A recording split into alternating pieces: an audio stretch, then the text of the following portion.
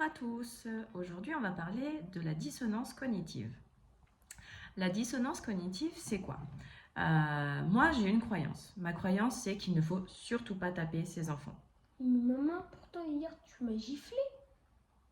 Oui, mais c'est pas pareil. En même temps, tu m'as poussé à bout. Faut dire qu'avec toi, il n'y a que ça qui marche. Puis après tout, c'est pour ton bien, Hélène, tu te doutes bien. C'est pour ton bien.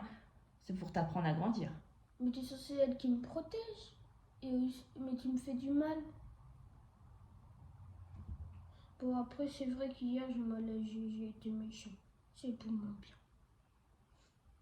Et voilà, vous avez vu deux dissonances cognitives, celle de l'adulte et celle de l'enfant. Il est évident que j'ai pas giflé mon enfant, hein, pour le coup.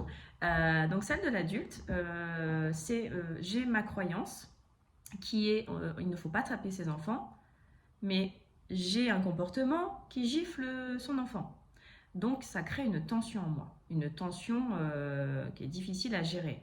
Alors pour pouvoir la gérer, je vais aller réorganiser ma pensée en justifiant mon acte, en disant à l'enfant que de toute façon il n'y a que ça qui fonctionne, que c'est pour son bien, pour qu'il apprenne à grandir, qu'il m'a poussé à bout.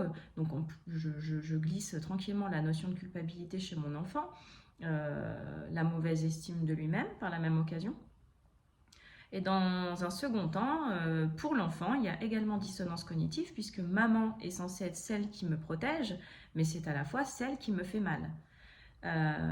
Et là, on est dans la réorganisation, non pas de la pensée et de la croyance de l'enfant, mais du comportement de l'adulte, puisque la croyance de l'enfant, c'est maman me protège, et ça, c'est difficile d'aller réorganiser ça, puisque ça dépend presque de la survie de l'enfant. Donc maman a raison, en plus maman elle a appuyé sur le fait que c'était pour mon bien, donc oui maman c'est l'adulte, elle a forcément raison, c'est pour mon bien, c'est moi qui suis méchant, qui est mal agi, voilà. Donc nous avons vu les deux dissonances cognitives. Autrement dit, la dissonance cognitive, en gros, ça manifeste un inconfort chez une personne qui vit quelque chose en désaccord avec ce qu'elle pense ou qui pense quelque chose en désaccord avec ce qu'elle vit.